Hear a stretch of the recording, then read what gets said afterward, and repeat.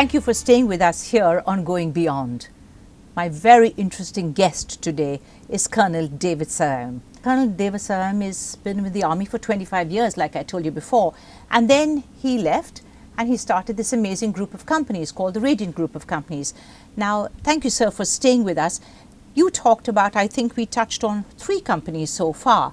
But I understand that you've also moved into the modern technology era. Let's talk about that now. Yes, Jenifer. Actually, in 2012, by then we were doing fairly well and the group was doing well at that point of time. So I decided to go to Harvard Business School for a 3-year program at that time, and it was called the Owner-President Management Program.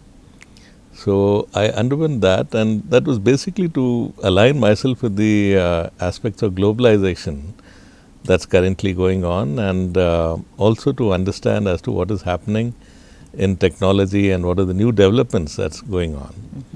So with that in mind, we merged a 13-year-old company called Radiant Integrity Techno Solutions, and that's a software development firm that we have. And that firm is dealing with defense software development, as also we are doing e-governance initiatives in the northeastern states. Okay, right. Did you find that your time at Harvard actually equipped you for the Indian business environment?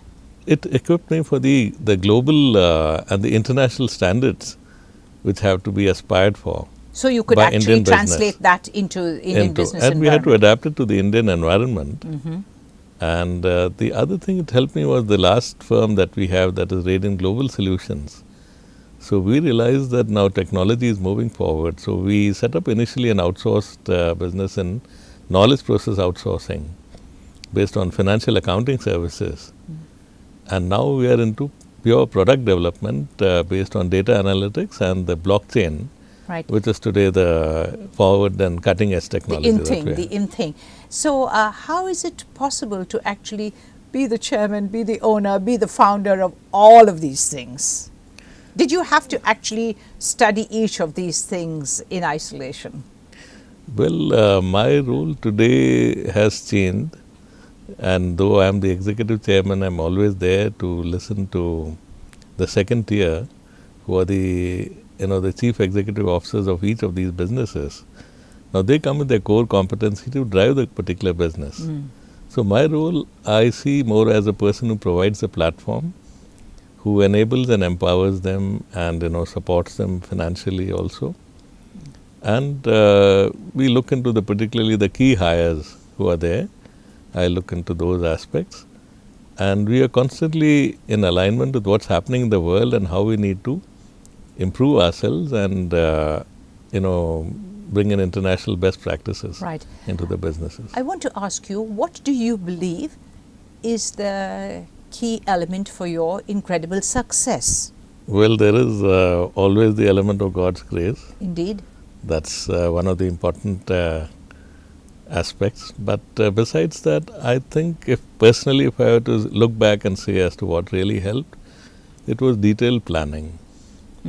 Like initially getting into cash logistics was a good step, because it was in alignment with my earlier training and background, and so therefore to move to transit from military life to this line of business, which was zero error and which required armed vehicles, and it required gunmen.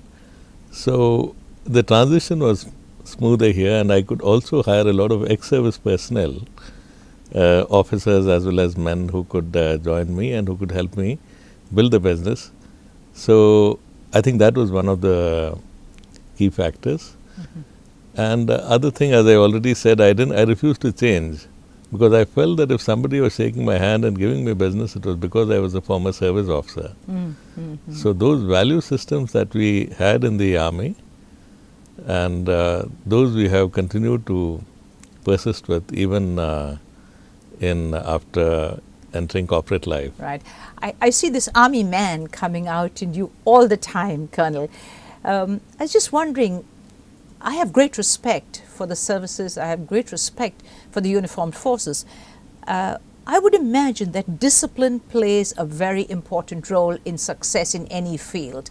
And I don't know how much importance you believe one should be paying to discipline, even self-discipline, really. That's right. Today essentially, like when you talk about duty consciousness, that is essentially based on self-discipline, commitment, integrity, and intelligent hard work. Now, these are the components of how you do your duty well. So, those are very important aspects. And I think what really worked for us was, as I said, detailed planning. And also you must enter, a business where there is not too much of competition. Like in our case, it's a high entry barrier business. The risks are too high. Yeah, sure. So if you are comfortable and you have an appetite for mitigated risk, then you should choose those lines or pick up those businesses which where the competition is always more difficult to overcome as compared to risk. Yeah, but you don't look like a risk taker to me, I must confess. Well, you're not going to answer me that, I can see. I think appearances can be deceptive. I'll let you go on that one. I'll leave it. I'll leave that. What about now? I know that you have a son who, are you grooming him? What role does he play?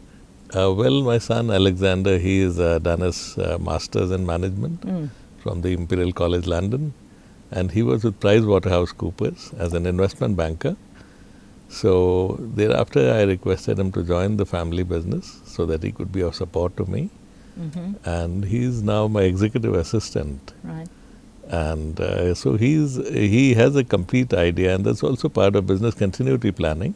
Right, sure. Where, in an appropriate manner, he can play a role. But as of now, he's a support to me, and he's also familiar with what's going on. Right. And your daughter, of course, is studying medicine. So do you see her following in her mother's footsteps? Yes. Personal question, of course. My daughter Angela is again, she's a very compassionate child. And so she wanted to get into medicine so that she could tend to the sick. And therefore, now she's finished her medicine, she's doing her internship. And so Radiant Medical Services would be the right area for her to step into. The logical direction for her to get into. Right.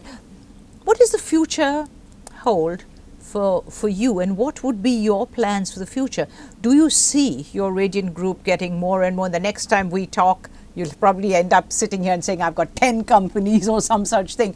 What do you plan? Well, as of now, 5 companies have provided us with an opportunity where even the companies within them have great opportunities for internal diversification. So I personally believe that you can do only X number of things well. So now we are focusing on these 5 companies and verticals that we are currently driving. And but we have a strong reserves as well, which we are planning to deploy into new startups. So we are planning to have an investment arm. So we would be looking at angel investments into good ideas. So though we are not physically driving them, but we would hold substantial equity in those companies. Right. So and help them come. I'm going to take a very short break here again, and I'm going to come back to you, and we're going to just ask you to elaborate on that.